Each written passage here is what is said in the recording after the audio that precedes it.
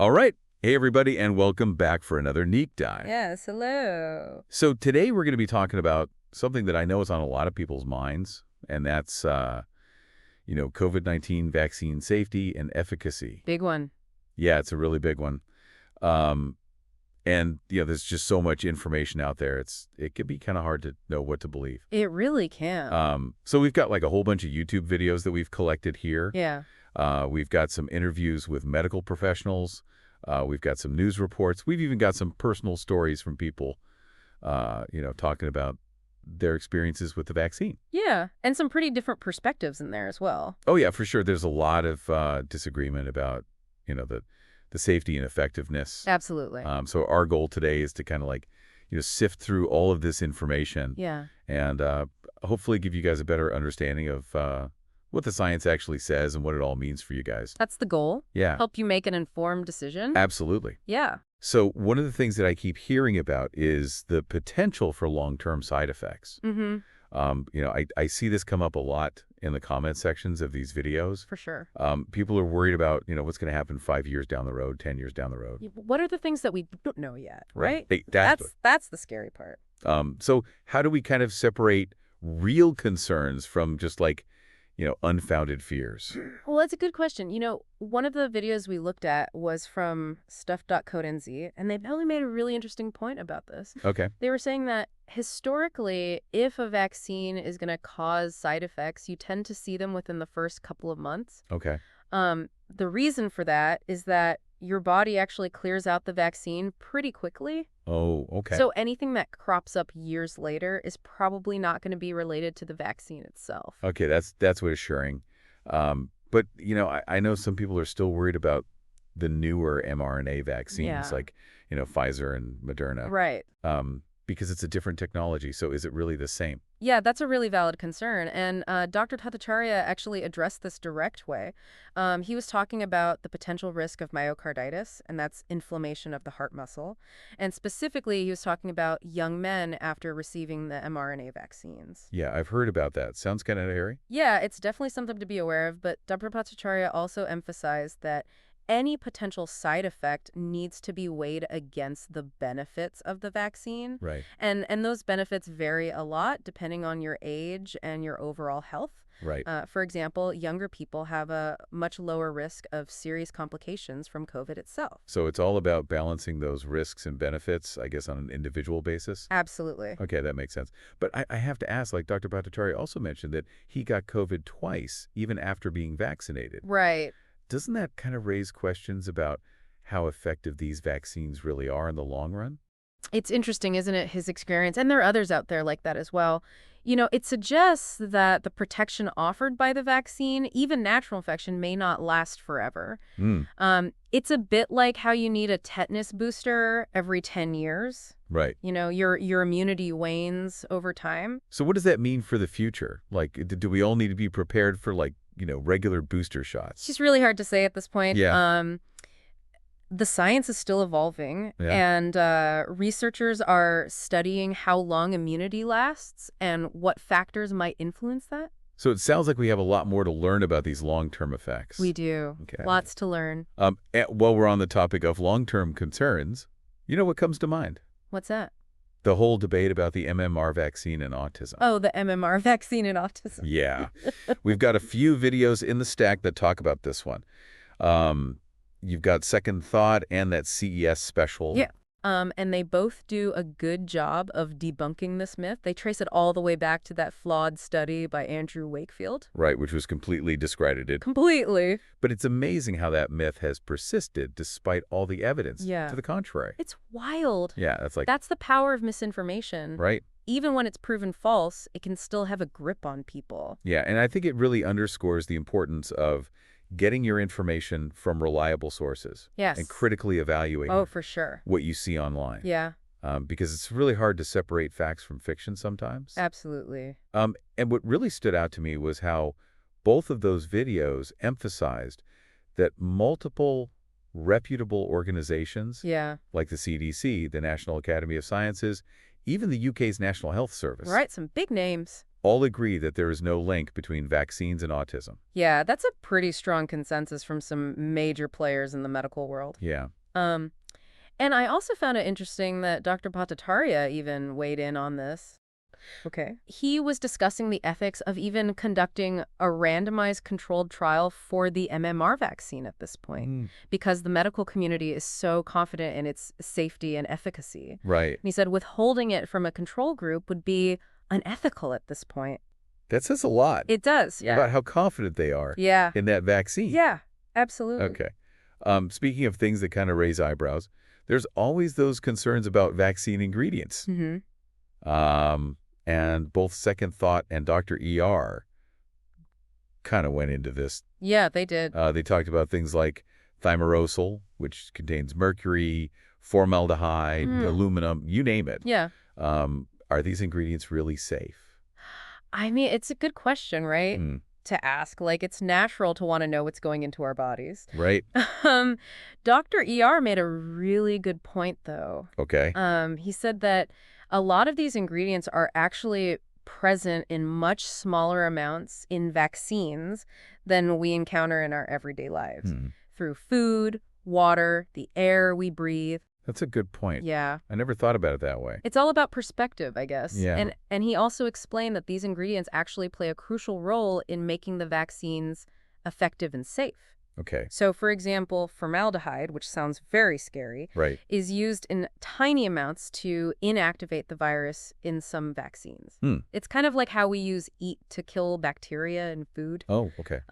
It makes the vaccine safe, but still allows your body to learn how to fight off the virus. So those ingredients aren't just like randomly thrown in there. No. They serve a purpose. They do, yeah. Okay.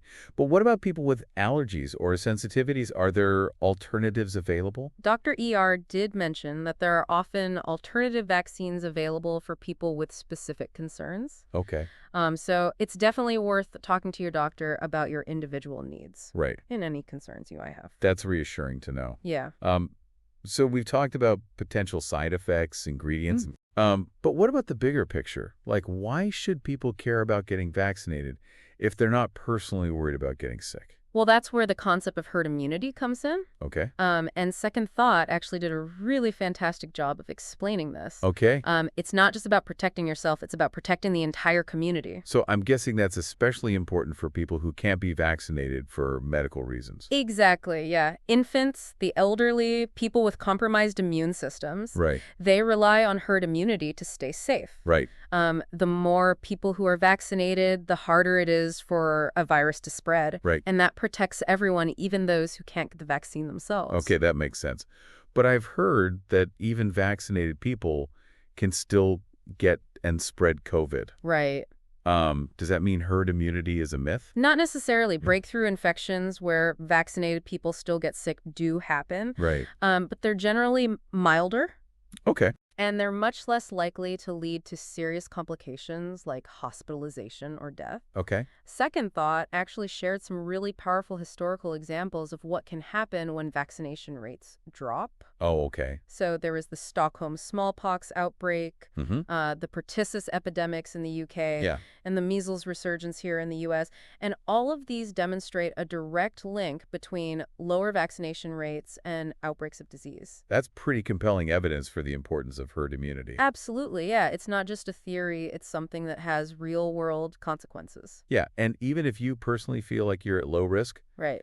getting vaccinated is a way to contribute to the health Exactly. and safety of your community. Yeah. So it's not just a personal decision. No. It's about being part of something bigger. Exactly. Yeah, I think that's a powerful message. But, sometimes those scientific explanations, Yeah. while important, feel a bit abstract. Right. What really hits home are the personal stories. I agree. Data and statistics are important, but it's the human element that gives this topic its emotional weight. Right. One story that really stuck with me was from the BBC documentary Unvaccinated. Okay. They interviewed a woman named Nazarene, Mm-hmm. and she talked about her friend who experienced some serious health issues after getting vaccinated. Oh, wow. Yeah, it was really tough. Yeah. Nazarene's friend was convinced that the vaccine was the cause of her health problems. Mm. And when something like that happens to someone you care about, Yeah. it's understandable to question everything you thought you knew. Yeah, I could see why that story would make someone hesitant about getting vaccinated. For sure. But we can't make decisions based on anecdotal evidence alone, right? Right, right. While personal stories are powerful, it's important to remember that they don't represent the experiences of everyone Right. who gets vaccinated. Yeah. Scientific studies which look at data from thousands or even millions of people can provide a more balanced and objective view Okay. of the risks and benefits. So it's about taking those personal stories into account, but also looking at the bigger picture, Exactly. at the scientific evidence. Yeah. Okay. And speaking of controversy, there's another topic that's been generating a lot of buzz, the lab leak theory. Oh, the lab leak theory, yes. Sky News Australia had a segment where they discussed the CIA's recent assessment. Okay. They're saying that it's possible, although not certain, that the virus originated from a lab in China. Hmm. Um, they emphasize that their confidence in this assessment is low. So it's not like a clam dunk, No, not at all. but it's something that they're taking seriously. They are. Yeah, I remember reading about this early on in the pandemic. Yeah. Wasn't there a journalist, Sherry Markson, Mm-hmm. who was one of the first to really push this theory? Yeah, and she actually faced quite a bit of criticism for doing so. Really? Yeah. Wow. Some outlets even accused her of spreading misinformation. Wow. But as more information has come to light, the lab leak theory has gained more traction. It has. It's a reminder that science is a process of ongoing discovery. Absolutely. Like, what might seem like a fringe theory one day Right. could become a widely accepted explanation later on. Yeah, it's constantly evolving. Yeah. Our understanding. And it looks like we're not quite done unraveling the mystery of COVID-19's origins. No, not at all. Yeah. I think the key takeaway here is that there's a strong call for a thorough and transparent investigation Yes. into how this all began. Absolutely. We need to get to the bottom of it, not just for peace of mind, but also to learn from this experience and potentially prevent similar outbreaks in the future. Yeah, transparency and accountability are crucial, Absolutely. especially when it comes to something that has had such a global impact. Huge impact. Yeah. Yeah. So, wow, we've already covered so much. I know, right? Long-term effects, the MMR vaccine, vaccine ingredients, herd immunity, personal stories, even the lab leak theory. Yeah, we've been busy. It's been quite a deep dive. It has. So let's take a quick break, and then we'll come back for part 2, where we'll delve into some more research Sounds good. and consider the implications of what we've learned so far. Looking forward to it. Yeah, me too. All right. All right. See you in a bit. You know, as we kind of continue this deep dive, it really strikes me just how much information is out there about these vaccines. Oh, yeah. It's overwhelming even for someone like me who spends a lot of time looking into this stuff. Yeah, I can only imagine what it's like for the average person who's just trying to make sense of it all. I know, right? They're just bombarded with headlines and social media posts and, opinions from friends and family. Yeah, it's a lot to sift through. It's a lot. Yeah. And that's why I think it's so important to look at the large-scale studies, Yeah. the ones that can give us a broader perspective Totally. on the risks and benefits. Absolutely. Speaking of which, there's a report from Wyoming World DNA that I found really fascinating. Okay.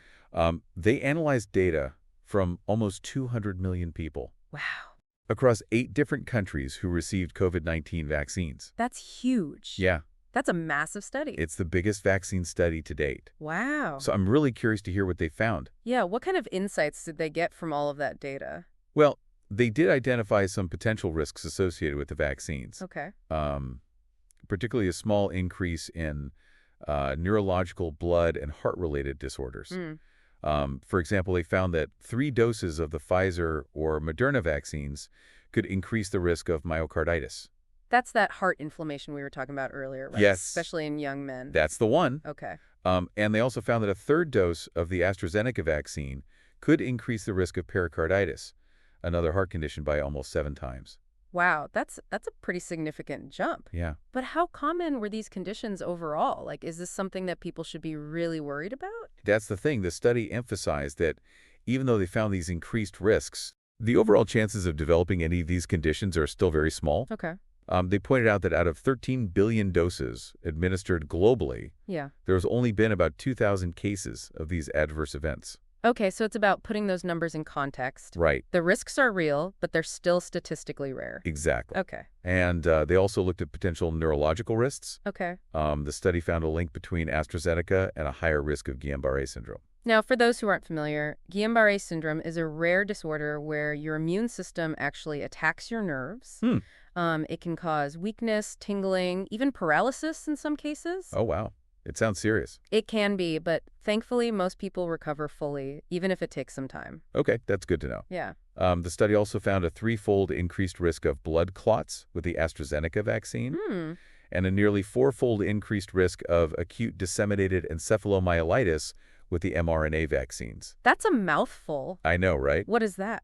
So acute disseminated encephalomyelitis, or ADEM, is a rare neurological condition that causes inflammation in the brain and spinal cord. Okay. And it can lead to a range of symptoms from headaches and fever to vision problems and even seizures. So these are all serious conditions, Yeah. and it's understandable why people would be concerned about any increased risk. Absolutely. But it's important to remember that correlation doesn't equal causation. Right. Just because a study finds a link between two things doesn't necessarily mean that one causes the other. Right. There could be other factors at play. Right. Yeah. And the researchers themselves actually acknowledge this. Okay. They said that there's a need for more research Right. to confirm these findings and to understand, like, the mechanisms So why? Yeah. behind them. Yeah.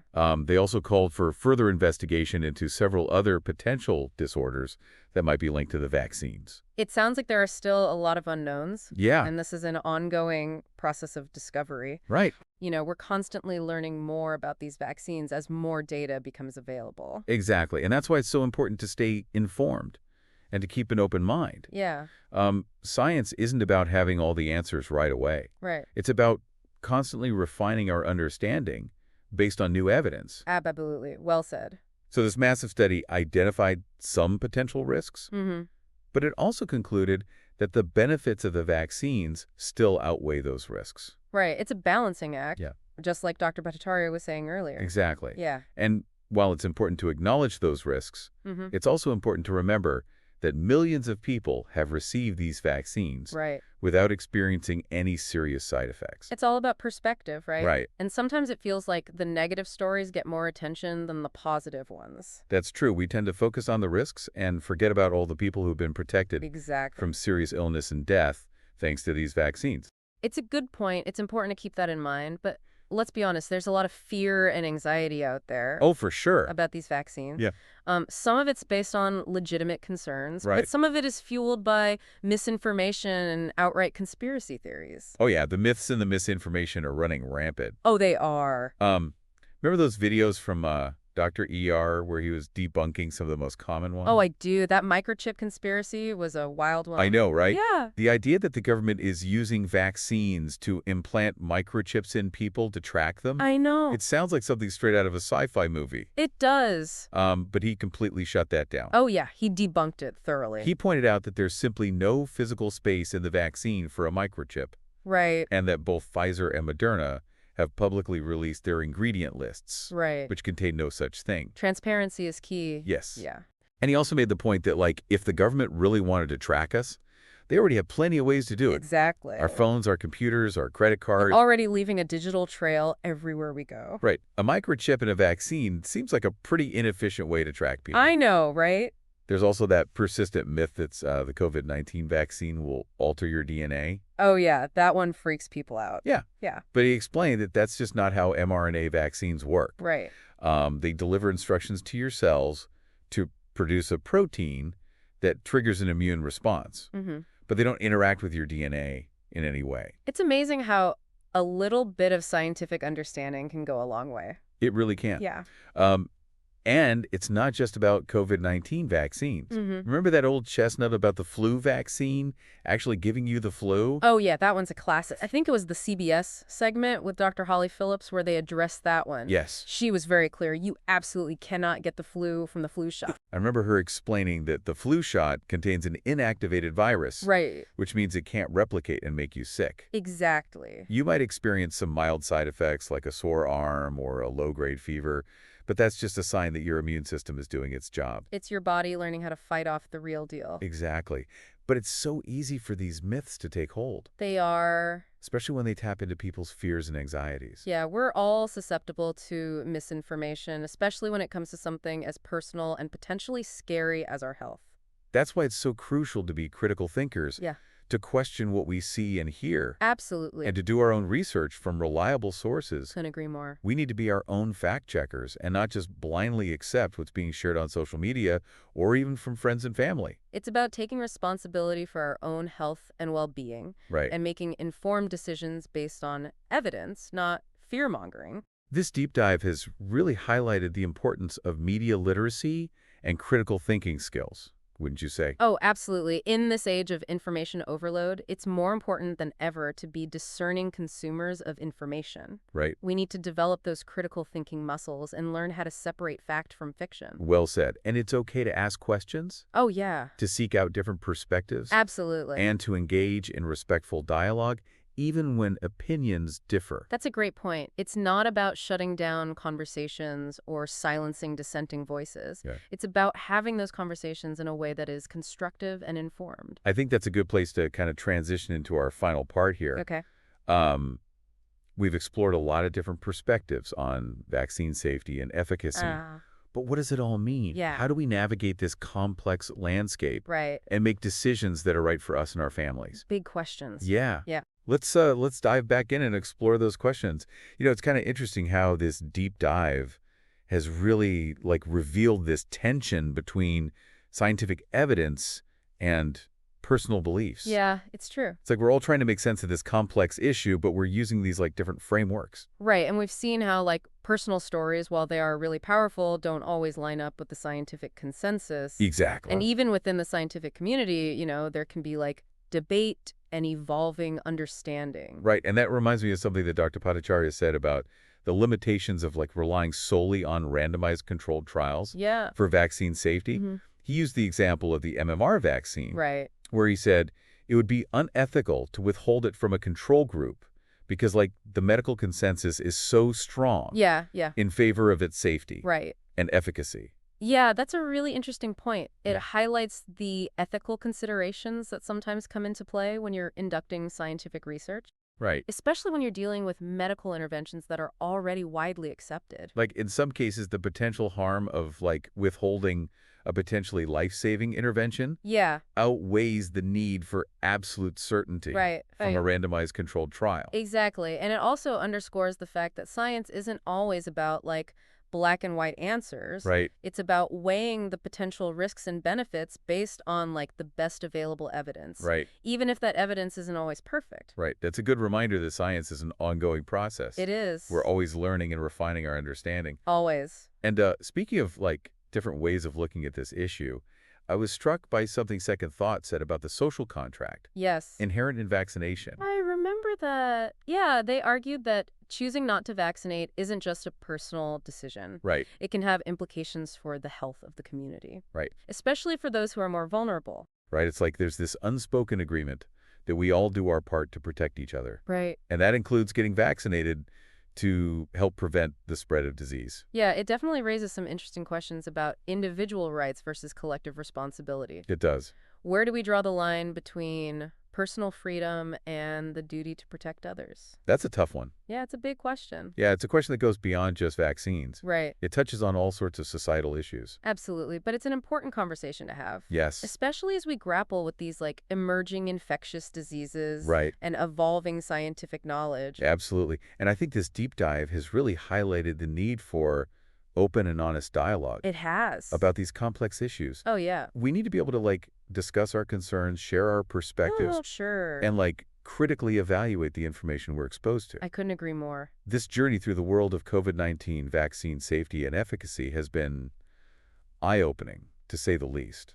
It has. We've explored the science, the controversies, the personal stories, Yeah. the ethical considerations. We've covered a lot of ground. We've talked about everything from long-term effects and vaccine ingredients to herd immunity and the lab leak theory. Quite a journey. Yeah. Yeah. But if there's one thing I hope our listeners take away from this deep dive, it's the importance of critical thinking, Absolutely.